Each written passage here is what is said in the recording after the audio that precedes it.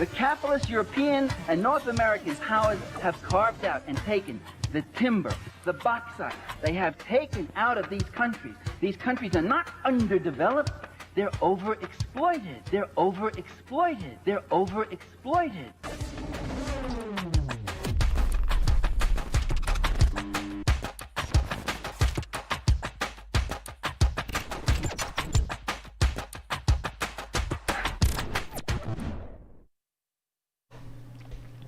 Good evening and welcome to another edition of the Lall Show right here on Kaieteur Radio. My name is Shakima Day and I'll be your moderator this evening.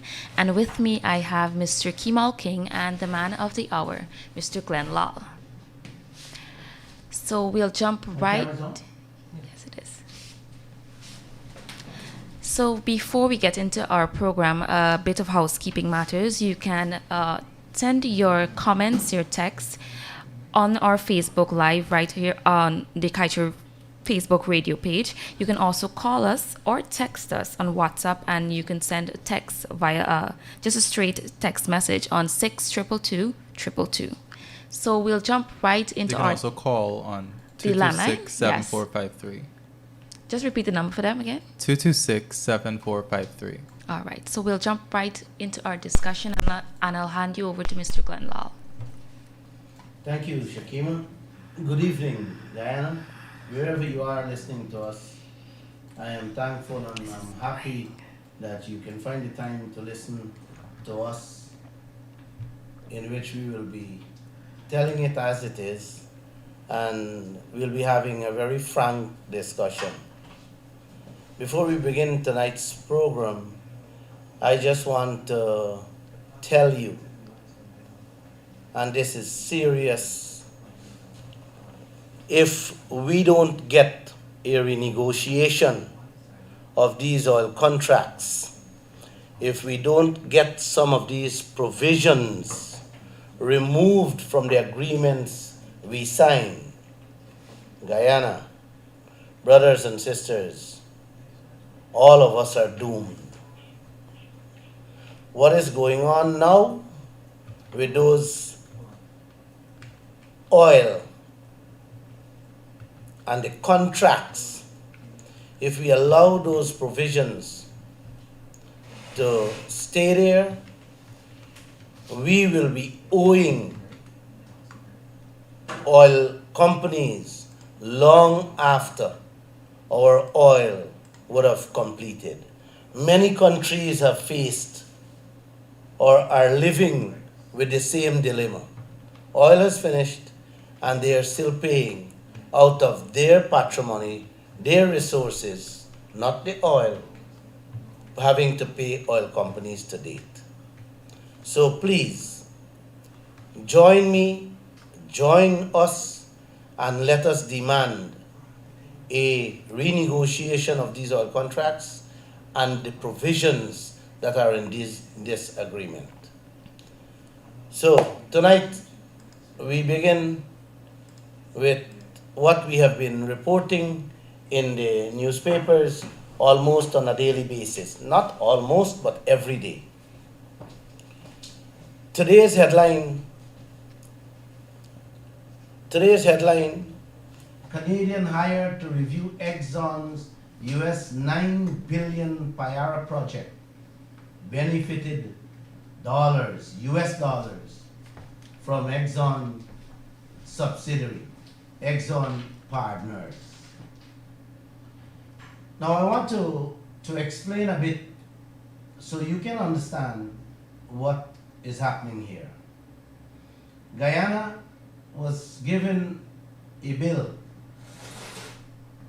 for the first Liza 1 in billions. We got another bill for Liza 2 in the billions.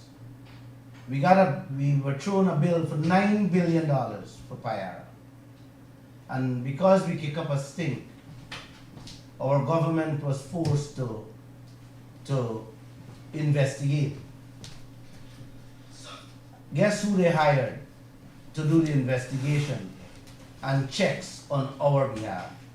The same Canadian woman who never had any experience in field development costs. Later she came on board and she took 6 weeks. Field development costs takes sometimes a year, sometimes 2 years to audit and to review and to make sure the bills they are handing us is correct and that no skullduggery went on. This lady took 6 weeks and tell us everything is okay. We hired a Canadian who took money from oil companies as donations. We hired that person to protect us. Can you believe that, Guyana? Yes, that is what our leaders did. Instead of hiring technical people, our own people, they brought somebody and put them there, and we just buy wholesale. Whatever report she presented, everything is okay. Go ahead. I'd like to ask a question, Mr. Lall. We found ourselves in this position over and over again about hiring of tainted officials. How do you think we should go about moving forward, preventing this happening in the future? We have to call on our leaders.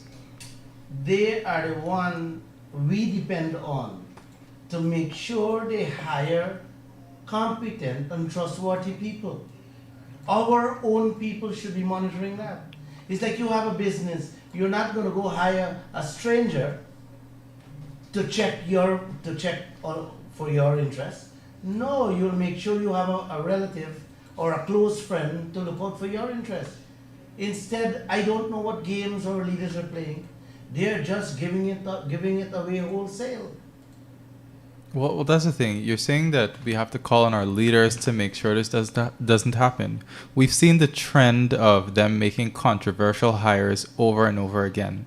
You have to ask yourself after a point whether this practice of going to the tainted officials is something that's deliberate. What does it say about our leaders that they are willing to do business with such tainted persons or companies? Kemol, that's a beautiful question you're asking there.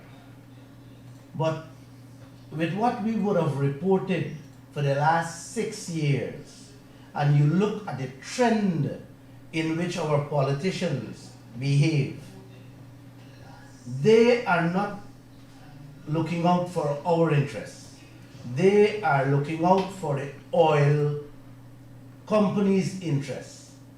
Meaning, whatever the oil companies them say, that's what they do. Take for instance, Vincent Adams had his contract terminated 2 days ago. Vincent Adams is a man who stood up and spoke out about some of the ills and the wrongs in the EPA documentation with oil companies. And he stood up for Guyana. But the next thing you know, he is removed. Now, in my honest opinion, I don't believe that the administration removed him. I believe the oil company, they are the ones that calling the shots. They are the ones who would have instructed the powers of the day to remove that man. He's an obstacle. And anybody who is an obstacle in their way, they will remove them. They'll try their best to remove them. And that is coming over very clear day after day. Look at the many projects that they would have embarked on, in which Vincent stood up against. One of them is insurance. Insurance, Guyana doesn't know this, but insurance, ExxonMobil did not have insurance to cover any spills or any damages occurred out there. And when the man spotted that, the man said, no, you have to sign an insurance. ExxonMobil tell them, yes, we signed the insurance. There you have it. But Vincent Adams were able to spot that ExxonMobil didn't sign. ExxonMobil subsidiaries, their partners signed. It's like I having an insurance policy for you and all the staff in Kaieteur News. I tell y'all I have an insurance to cover anything happen to y'all in here. Mm-hmm. But Glenn Lall didn't sign it. Glenn Lall went and get one his cousin while working to sign that policy. All right. And that is where Guyana would have been if Vincent didn't stand up for us and get them to sign it. Because Vincent said clearly, I don't want no cousin or anybody to sign. I want Glenn Lall. I want the owner. I want the big bosses of Exxon to sign. So anybody that would come and stand in their way, they will do everything to remove them. And what is playing out in Guyana here is exactly that. You may want to ask the question, well, why our leaders is behaving like that? Why our leaders don't want strong people who is standing up for the people of this country? Well, you have to remember who called the shots. And always remember, never forget what oil companies do when they first come to your country. You remember? They line the pockets of the politicians. Yes. Then they create confusion, chaos, and instability. And while you fight, they fetch away everything.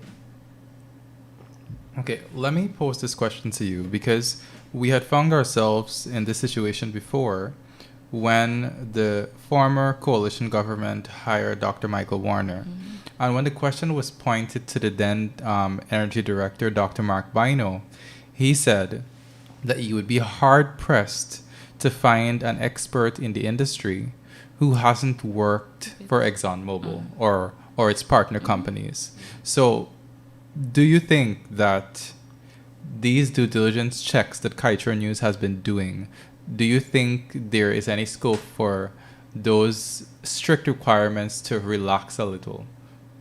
I don't think so. Mm-hmm. And I don't think so, and I don't buy Dr. Bino's excuse. That's an excuse. There are many people out there who are competent, who are capable of carrying out investigations and review of every aspect of this oil that we can trust. But in Michael Warner's case, he was a pick from the oil company. Mm-hmm. So like what I just said, Vincent Adams stood up against them. Yes. So you don't want them. Anthony Paul came here, Trinidadian, and he put clause that benefited Guyana. What happened? They fired him. Who fired him? You think the government fired him? No. I think and I believe that the oil companies then pressured the government to remove him. That's how Michael Warner came here and changed every provision that man had representing us, benefiting us, to benefit the oil companies. And what our leader said? Nothing. Not a single word. Our politicians is behaving like if they're dumb, like if they're blind and deaf. That's what is going on in this country right now. Okay. You seem to be placing a lot of omnipotence on these oil companies. The oil companies making the decision to push out this person who is fighting in our best interest and so on. How much agency do you think our leaders have? How much power do they have to turn around and tell the oil companies, no, we're not going to do it this way? Because I get it. I get the feeling that you're blaming the oil company more.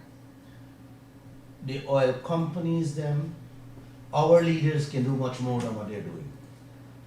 A lot more they can do. But look at what is happening in this country. 6 years now. The whole world is talking about Guyana. Guyana is the best thing in the universe now.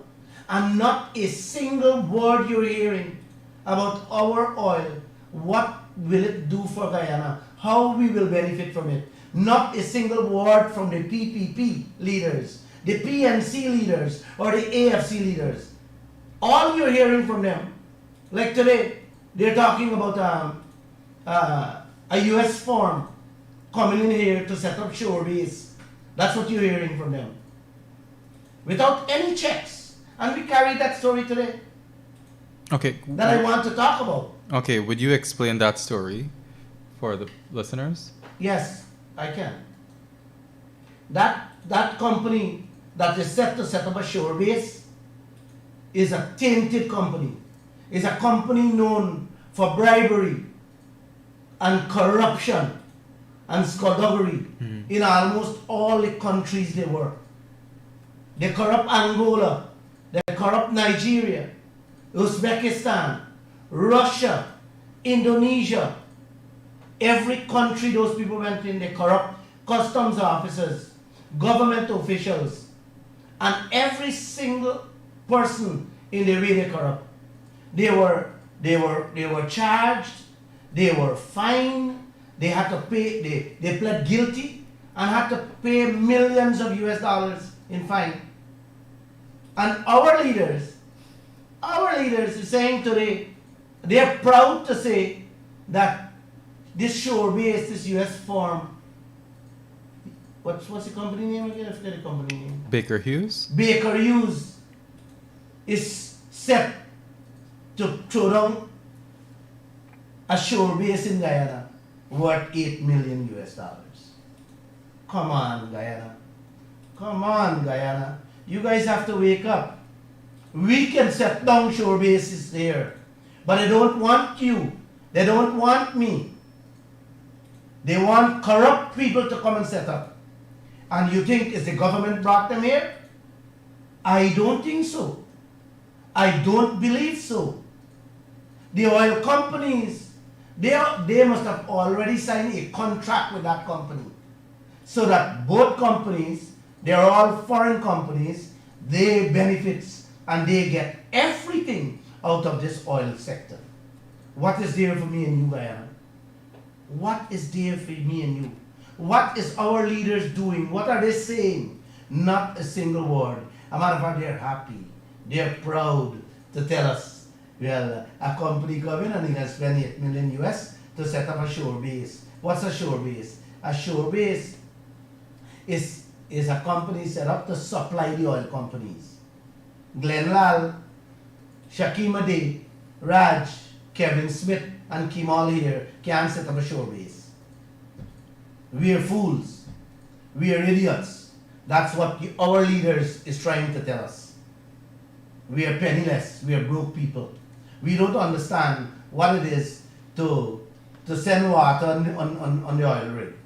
We don't understand that. That's a specialized thing you have to do. Maybe you gotta go to some university in heaven to come back here and understand what you have to do in supplying oil companies. And our leaders are proud of that, Diana. Brothers and sisters, our leaders are proud to announce these things. Where is our chance to do these things? We're like nowhere. We're like nobody in the eyes of these people. Everything, Kemol, they are putting in place so that they can benefit every single thing for themselves. So now, with the firing of Vincent Adams that you just mentioned, somebody who so staunchly represented Guyana's interest, I know you've given your views on the PPP where corruption is concerned. Do you believe that there are officials in this government who want to see the oil used for the prosperity of the Guyanese people, who we could perhaps work with? Yes, that's a nice question. Since I began this program, I have been talking quietly with some of the leaders in both PPP and PNC, even in the AFC. And some of them are saying clearly, Lall, you're doing a fantastic job. Lall, some of us know what is happening. But bro, we can't say anything. They have no say. And you and I know, Kemol, for us to for Guyana to make any decision, it comes from the top. The leaders of these parties, what they say goes. You dare not say you oppose them. The minute you oppose them, they kick you out. And these guys just want the little work. They are seeing, they have been reading. One of them tell me he's sick. He's hoping to just get out and just get going on with something else. Because he's tired. He's tired of seeing what is happening and the way our leaders is handling our oil sector and our natural resources in general. I think I want to differ with you on something. I mean, you say you're talking to some of Yes. these officials in the PPP and the APNU who are sympathetic and they understand that we are trying to report in the best interest of the Guyanese people. These are officials who have sat in public office for years on end, are receiving fat salaries and benefits, and they have been silent on these issues that they are saying they support quietly in the shadows. What good are these politicians if they're going to sit in office and not raise their voices on these issues? What do you say to them about their quietness? Kemol, I just said, if you understand the Guyana politics, the leaders of the party, they make the decision. What they say goes. These are just followers. You have 65 member parliament, and if 60 of them have a say, you can say that's a lot. They don't have any say. It's like you're following a flock. Mm-hmm. You're just following the leader. This is why the Caribbean have the song, follow the leader, leader, leader. And this is how they have the people. This is how I used to be in my younger days. You're following the leader. But when I realized that the leaders are taking us nowhere and they're taking us for a ride, this is how I end up speaking out. Because when you have a world, the whole world talking about your country and the wealth you have and how you should be living like the people in Dubai, and you 6 years now, oil start pumping and you ain't seeing nothing. All you see hearing is bills and bills and bills. You gotta wake up. You gotta wake up.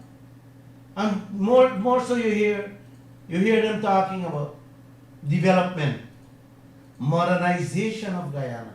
That's a fancy word. Modernization of Guyana. They are so proud, Kemol. Mm-hmm. Just 2 days ago, they are so proud to tell Guyana, hey, the Hilton coming, Palm Court International coming, New Marriott coming, and some fancy hotels coming. That will modernize Guyana. Wow. And all Guyana will jump up and say, you know what? Yeah, Guyana is going somewhere.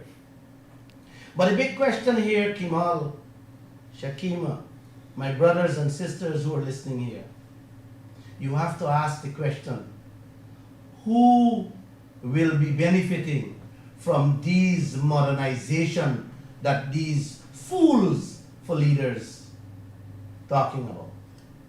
Not me and you. Kemol, not me and you. Not you, Shakima. Yes, Not sir. any one of us, Guyana. I just told the security guard downstairs, he talked about the hotel. I said, you might not even get a work as a local to be the security guard there. Meaning, they don't want you.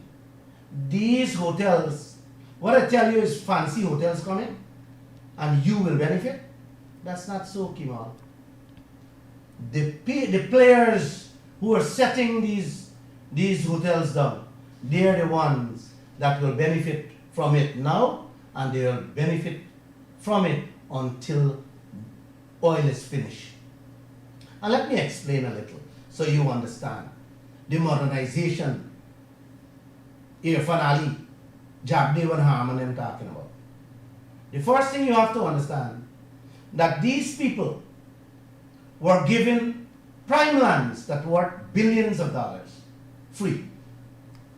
2, they were handed concessions and duty free on everything to build these hotels. 4, they will be paying no taxes. 5, who will come there? The oil people will come and stay there. Where the profits going? In their pockets. Walk away with not a single, paying a single cent taxes. You, Guyana, our brothers and sisters want a house lot. It takes you years to get. But in a twinkle of an eye, 15, 20 acres of our land that you can get billions out of is siphoned off and given to them. And here the kicker.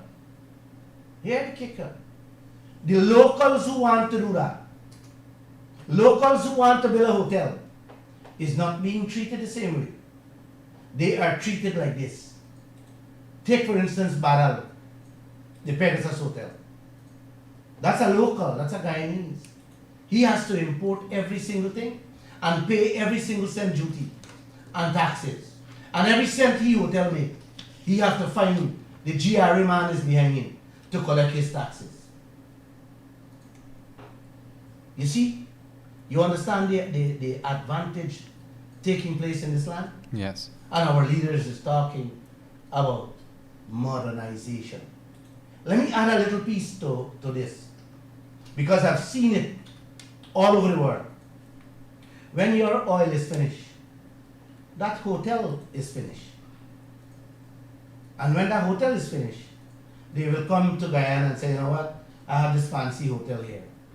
Give me a price for it. And they will get a large amount of money from a local. The land that they got free, they add that to the hotel. The hotel built actually free with the concessions and taxes. And then they take a better chunk of profit and they transfer it and gone. So they are only coming in here and use this fancy language, modernizing Guyana.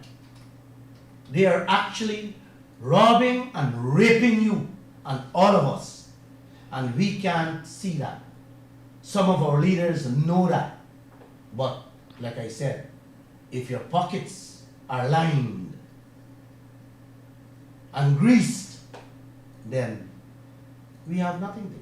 Well, Mr. Lall, I've heard the argument on the matter of generous concessions being given to foreign companies, that they do that as an incentive for them to come and invest. Do you believe in granting concessions to foreign companies to incentivize them? And if you do, okay, how far should our patronage go in that regard? You know, I love that man, Kaieteur, Mm-hmm. Trinidad Prime Minister. That man addressed that issue about giving concessions.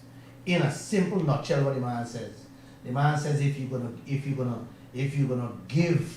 and give and give away so much concessions and nothing is coming your way, then of what use you're giving? The man says when you give incentives, you must get in return. So the point I'm making here, we are giving, and this is what our leaders is trying to tell us. Well, we got to give them, you know. If you not give them, when gonna come, all the whole world will give them, you know. Yes. No, Trinidad Prime Minister said when you give, you must get. But when we give, what are we getting? That's the question we gotta ask. When we give, what are we getting in return? Nothing. Okay, guys, time for a bit of a break. I hope you guys have been enjoying the discussion so far. But before we go on our break, let me remind you that you can text us on 62222, or you can call us on 226-7453 with your comments and questions for Mr. Lall and Mr. Kemol King on the Glenn Lall Show.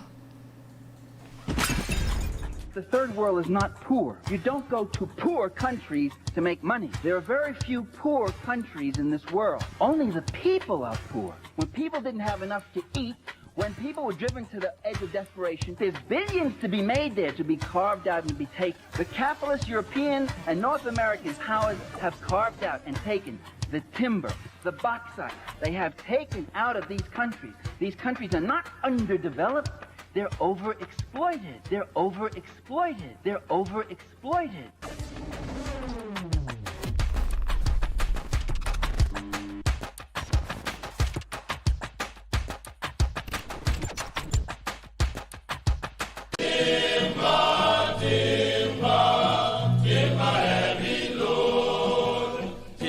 Broka mi baketi maya, timba drapa mi futeti maya, timba drapa mi baketi maya, timba twisa mi hipeti maya, timba heavy load,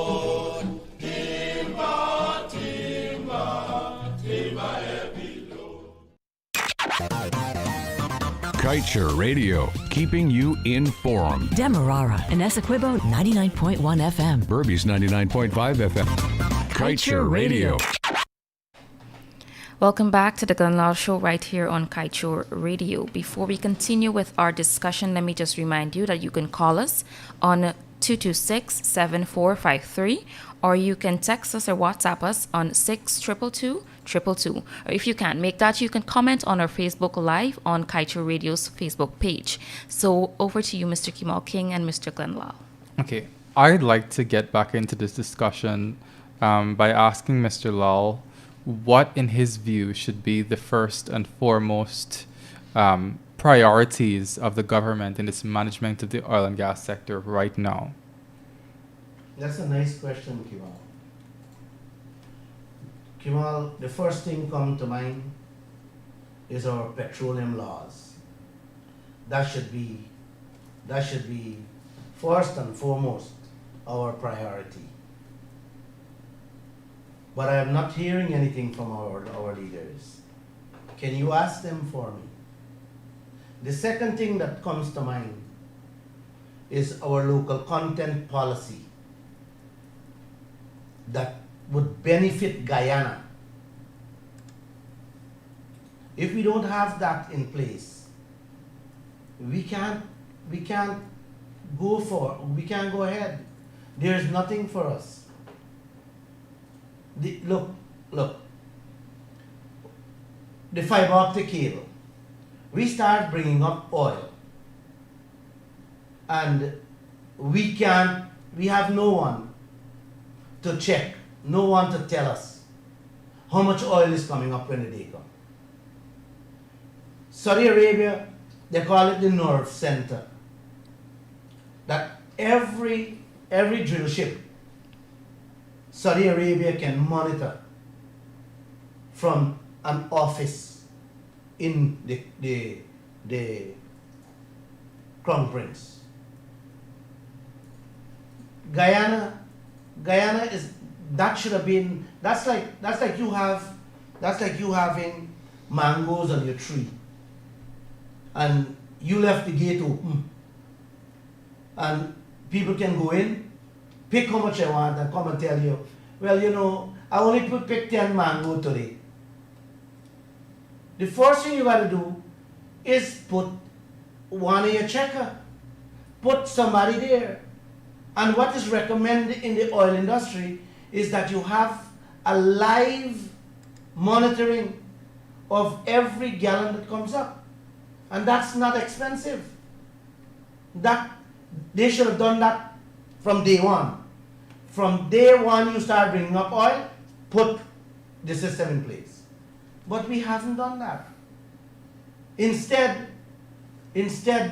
Kemol, we are finding money, or we are going to borrow money to buy 44 tractor at $33 million each. The tractor you can pick up for half the money. To go cut cane and fetch cane. You understand what I'm saying? Yes. This is what you're doing. Instead, you monitor what is coming up so you know exactly nobody can rob you. You're not doing that. You're not spending the money to do that. Put a fiber optic cable to do that.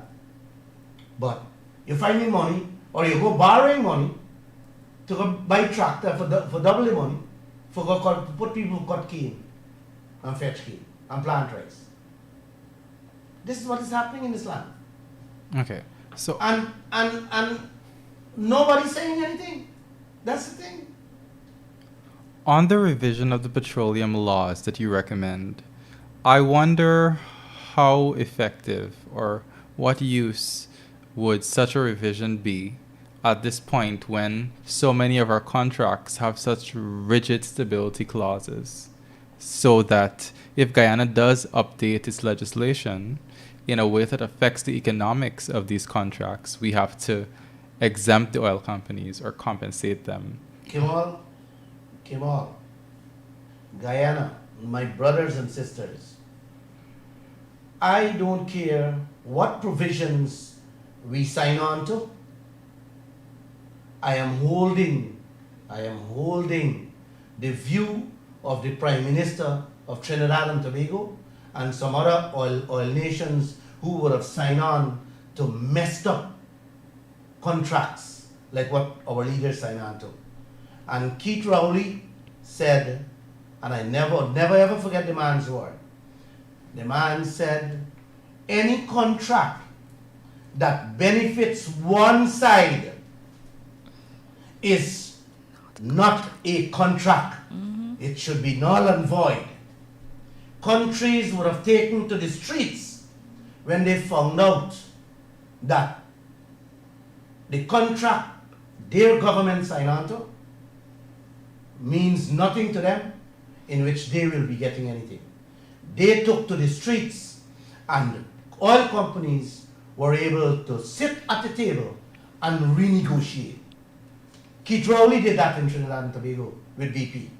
Called them and said, no, you need to sit down here, put your team, and he put his team, and the man came out successful.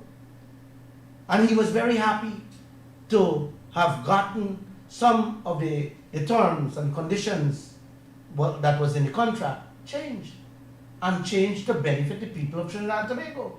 So I am not buying into this lock, stock and barrel that men like Trotman and Carl Greenidge and Harmon and Jack William and Ramjatan want to tell me that that contract is set in stone. No, I am not buying into that. Nothing was signed in blood, brother. Once a contract benefits only one party, you go to any judge, you go to any magistrate, you go to anybody, they will tell you. Go in the streets and tell you, man, if a contract only benefits one person, where one person can eat and the other has to starve or eat the crumbs, it's not a contract. Would you then, Mr. Lall, have been in favor of, say, holding off on first oil for just a few more years until we got everything right? One of the things that the Vice President said the other day was that he is in favor of ExxonMobil producing oil as aggressively and quickly as possible. And he pointed to what he called a short window period during which the global demand for oil will peak and then start to go down. I hear that argument. But I will tell you, the Vice President using those words is a fool. Is a fool. You know you have a bad contract, and you know that if you hold on, if you held back production, you can get them to come to the renegotiation table. You can get them to give up part of that deal. Would you allow this man to run away with everything out of the barrel? But I think people need to understand a little. You need to understand, Guyana, that the contract speaks of, what's the term when you relinquishment. Yes. Relinquishment. You need to understand this, Guyana. Every 4 years, Every 4 years, these oil companies have to give up a portion of their oil blocks. Meaning, they have to give up a portion of the basin that has the oil. So if you know that your basin have 100 gallon of oil, and you know in 4 days you got to give up at least 30 gallon of that oil, and you get that oil for free, wouldn't you want to empty that before you have to give up? Of course, yes. Any idiot wants that. But instead, our vice president, the smart man, Jack Dio, is trying to tell us, well, I allow them and I agree with them. Go along, carry. Full up and go. That's what he wants us to believe. But he's not working. He's not saying. He's not doing anything in your interest, in our interest. No. So, one of the things that happened when it comes to relinquishment is that ExxonMobil's 1999 contract, it had a shelf life. And coming up to 2018, in 2015 when Exxon made its first discovery, or when it announced its first discovery, the former Minister of Natural Resources, Raphael Trotman, gave Exxon what was effectively a new lease on the life of the contract, gave them a brand new contract so that the relinquishment that would have kicked in from the 1999 agreement, they didn't have to abide by that anymore. And ExxonMobil's first renewal period for the Stabroek block just passed just the other day. And so when I asked the public affairs officer of Exxon,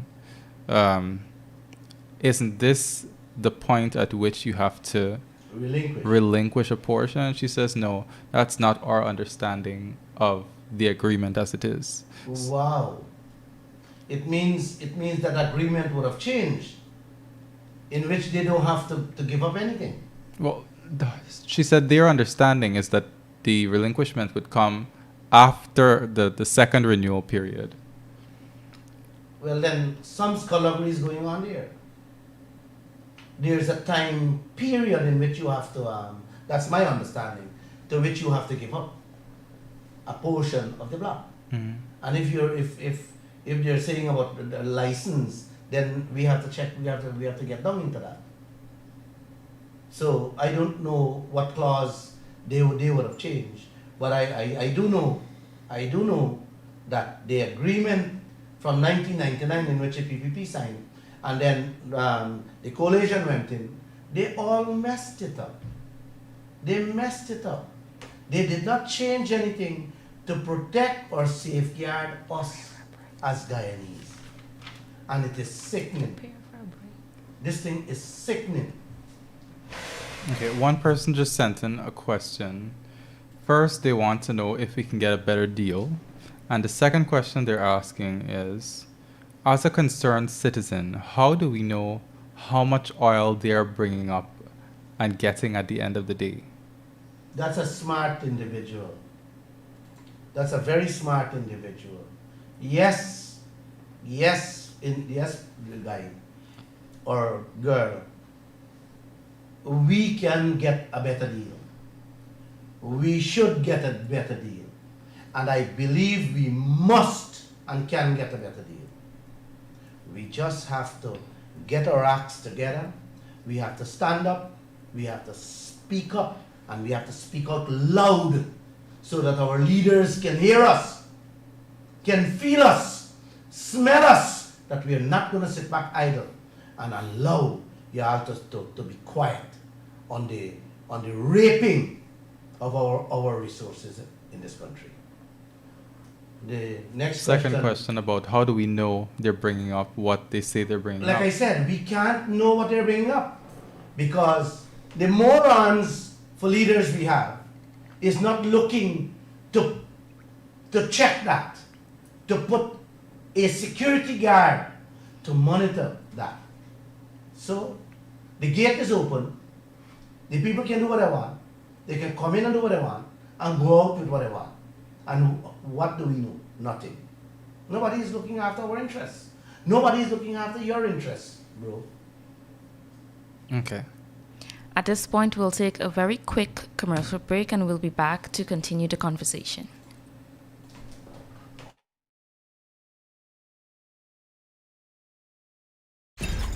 The third world is not poor. You don't go to poor countries to make money. There are very few poor countries in this world. Only the people are poor. When people didn't have enough to eat, when people were driven to the edge of desperation, there's billions to be made there, to be carved out and to be taken. The capitalist European and North American powers have carved out and taken the timber, the bauxite. They have taken out of these countries. These countries are not underdeveloped.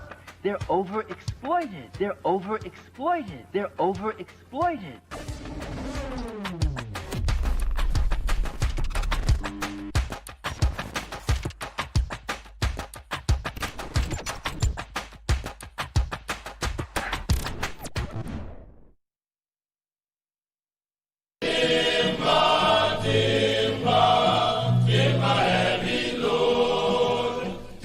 Broka mi baketi maya,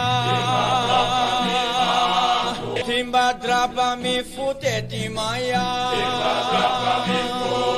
timba drapa mi baketi maya, timba twisa mi hipeti maya, timba heavy load,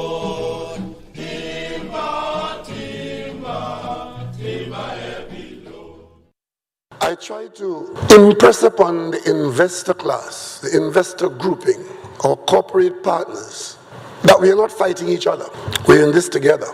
The only difference is that the investor group has no difficulty in identifying its shareholders. And I, representing the people of Trinidad and Tobago, must also identify and work for my shareholders, who are the people of Trinidad and Tobago. And to do so, there are times when we'll disagree, there are times when we'll be excited about prospects, and there are times when we may have to be disagreeable, hopefully not too frequently. Welcome back and thanks for staying tuned. I hope that you guys are enjoying the conversation so far and you're following and you're understanding. And I look forward to more questions from you guys to just find out, just tell us whatever you want to know and we will try to best explain it the best way we can. So before we get into the conversation again, let me just remind you that you can call us on 226-7453 or you can text us or WhatsApp us on 622-222 or you can comment on our Facebook Live on Kaieteur Radio's Facebook page. Okay. I think to continue this discussion, Mr. Lall, it's pertinent to talk about another story that we carried recently about the Nigerian firm that recently set up office in Guyana. Mm-hmm. So there is okay, let me explain the scandal first that happened in Nigeria.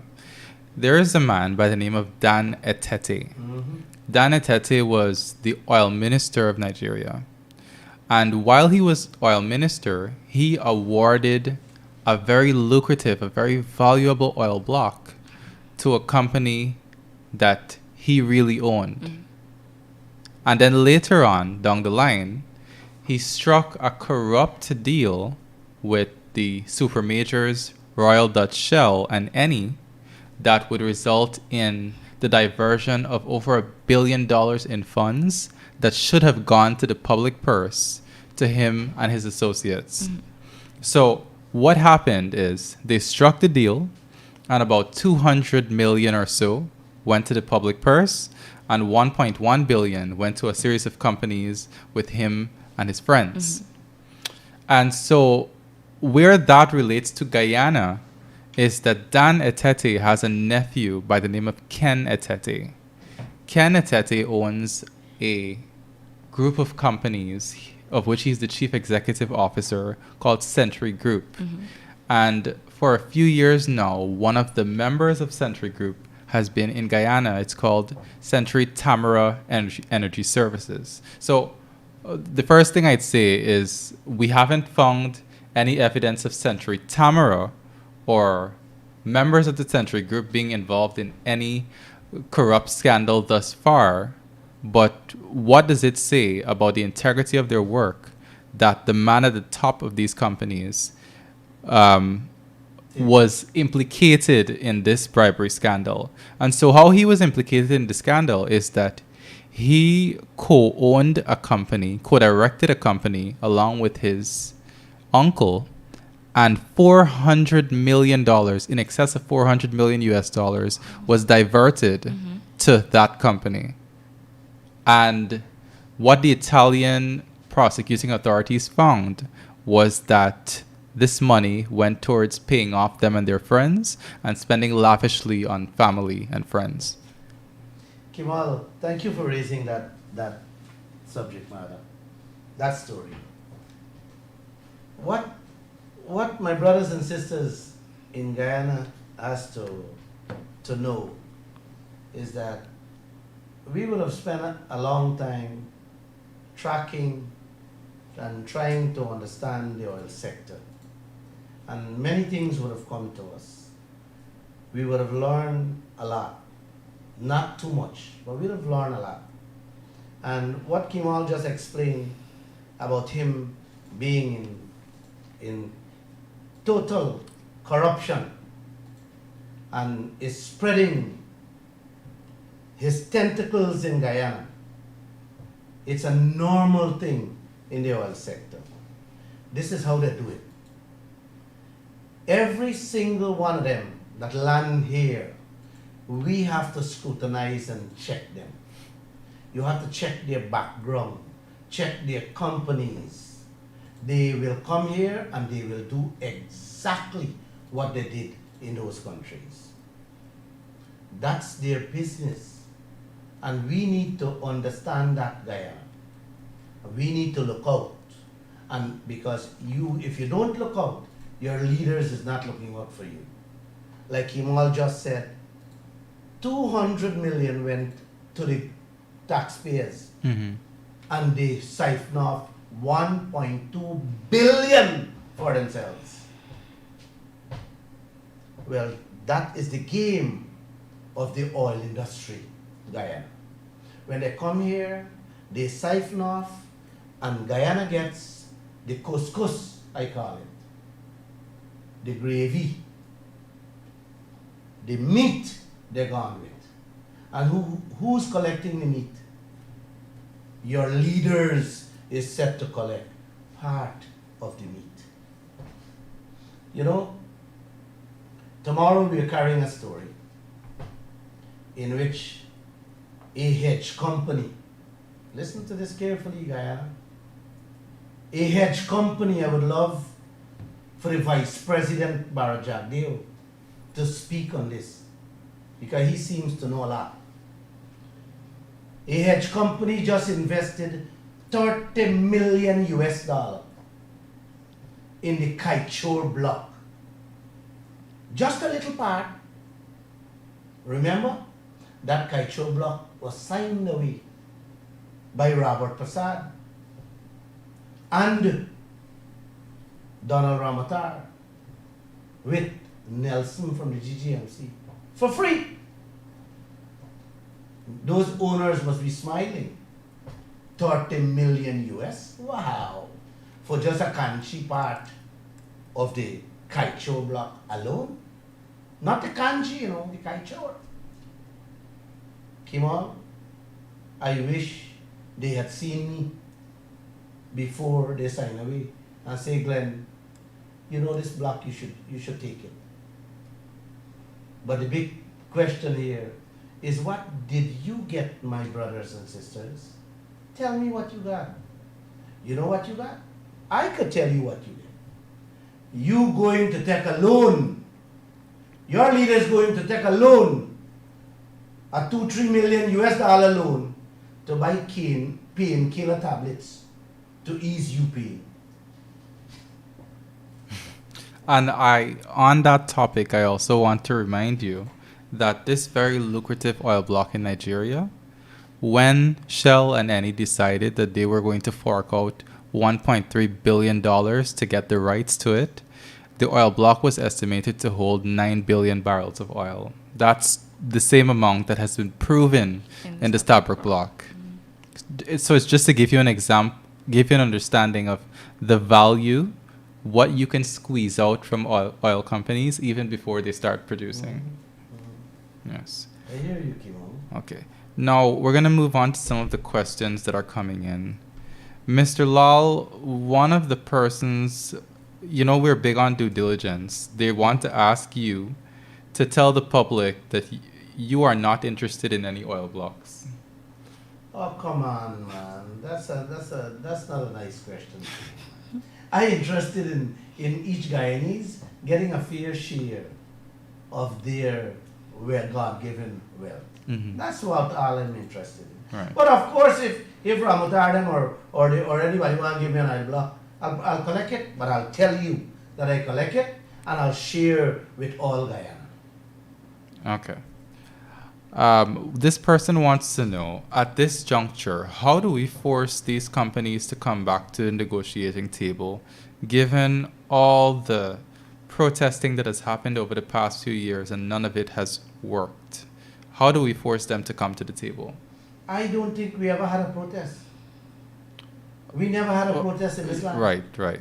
All we had is the Kaieteur News, the lone Kaieteur News, reporting, publishing every day stories about how oil companies behave and what they did and how they did it in several countries. We expose all this skullduggeries that went on. A matter of fact, we expose it so much that Carl Greenidge, the same man the vice president hired again to look after your interests, he said that Kaieteur News only picking on black countries, meaning that we are racist. Wow, when we heard that, I wanted to vomit. This is the man who is protecting you. He's not looking at the message that is coming out. He's ready to attack the messengers. These are your leaders, Guyana. Yes, sir. One person wants to know, have you been having these conversations with the now opposition while they were in government? I tried to talk with some of them, but from the time you raise these topics, you feel like slam the phone down on them. Like let me repeat. One day, I recall in my bathroom, I called Ramjatan, and he was like, "General, the people have to invest money to make money. What are you talking about?" I just put the phone on him. I said, "My God, I am just asking simple questions. I am throwing out my information, my thoughts, my bits to him, because we shared a very good relationship." And he was like upset that I asking him these questions. So you never get a chance to talk to these people. And if you talk to them, they are haughty and they're dismissful. You understand? So you don't have a choice but to write everything down in the papers. Okay, so on the accusations of racial discrimination, I think Kaieteur News has gotten this thrown at us from multiple angles, even with the Chinese as well in the mining sector. What do you think is the motivation behind using this, you're discriminating against me, as a smokescreen? What's the purpose of that? And how do you feel knowing that Kaieteur News has been accused so much of being racist? Thank you, Kemol. Thank you. The Chinese accuse me of being racist when I expose Bai Shenlin and all these Chinese companies what they're doing in this land. Carl Greenidge accused us of being racist by reporting what oil companies did to African nations. The Canadians said the same thing. I don't know the Russians and the Australians and the Americans said yet. I haven't heard anything. But I am pretty much certain that anytime you attack their companies in this land, they're ready to jump on you. You're attacking you don't like Americans, you don't like Canadians, you don't like this. It's not that we don't like them, We don't like the deals. We don't like what Guyana is getting out of these deals. And that's all we have been doing. We have been churning out the stories and show the ills and the wrongs of what the deals was all about.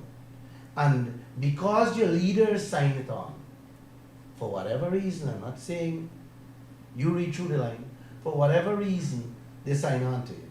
You feel the wrath, not only from the politicians, the leaders of the day, but also the country, the countries in which the people belong. Well, do you think that then that Carl Greenwich, in saying that Kaieteur News went after African countries, do you think that Mr. Greenwich truly believes that Kaieteur News has a bone to pick with African countries? Or is it that his accusation is not genuine, a front for something else? He wanted to throw at that time, he wanted to throw the reporters them off track. Mm-hmm. I don't want to use what he said to them, but it was very nasty. You know, he just wanted to say, you see what we going on with? It's not what we going on. He just wanted to throw us off track. He wanted the reporters to stop writing about these stories, exposing what oil companies did. And he would have been instructed by, of course, the oil companies then, to say, listen, if you can't get to blame, well, at least get to the reporters. Tell them, hey, so that they can stop writing. And all we were doing is exposing the contracts oil companies We have a sign. call come in? Okay, let's... All right.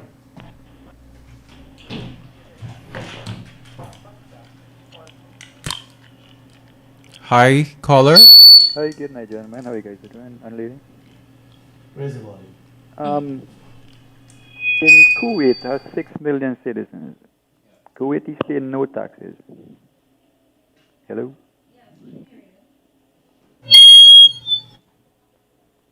Hello? We can hear you.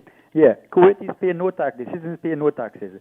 And at the end of every month, every single Kuwaiti citizen receive a check for their share of the oil money. Correct. They do no work in the country. There are millions of Indians, Pakistanis, Bangladeshis, and Filipinos who do all the work, do all the technical work, the buildings, the civil engineers, the doctors, the nurses, and the Filipinos do the works in the hotel, the domestic work. Every single Kuwaiti citizen gets their check for it. In America, in the state of Alaska, every single Alaskan resident at the end of the month, or the yearly or quarterly, they get a share of the oil money. Those are residents of Alaska. That is in the United States of America. Why we have less than 1 million people? How can't we get our share of all these resources? Not counting the gold and diamonds that the Chinese company now just got they paid $300 million, and they're going to gold.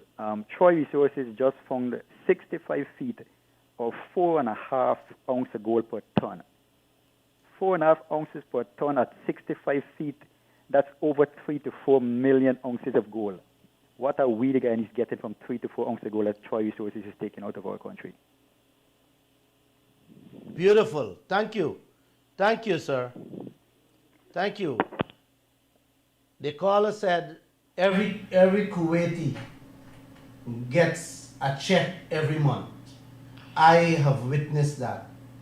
I went to Dubai, and each citizen collects a check when the month comes. They don't have to work. The people there doesn't work. They hire foreigners to work. That is where you, our brothers and sisters, should have been right now. We should have been cocking up our foot, drinking whiskey, drinking mabi, and eating and living a lavish life.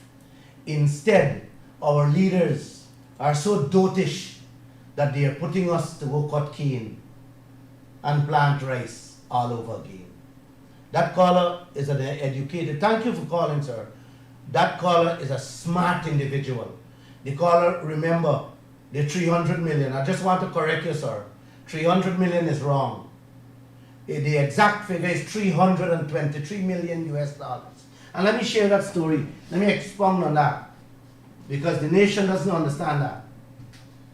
Our leaders brought in a few Canadians give them concessions galore, give them mining land for free to explore. When the people find gold, they find a Chinese from China, sell it to them, collect $323 million US dollars. That money didn't come to Guyana. That money went to the Canadian bank account. And what did Guyana get? What did me and you got? Nothing. Not even 323 Guyana cents. But we are left with a Chinese company right now as I speak, with the same concessions, the same tax breaks that is there fetching our gold. What are we getting? A matter of fact, they don't even want to hire locals. And if the Kaieteur news start, they're going to say we racist. We don't like Chinese. And this is what is going on, my friend. Thank you. This is what our leaders is allowing to happen. You know, if you wanted a mining land to go prospect, you can't get it. You can't get no concession. You can't get no tax breaks.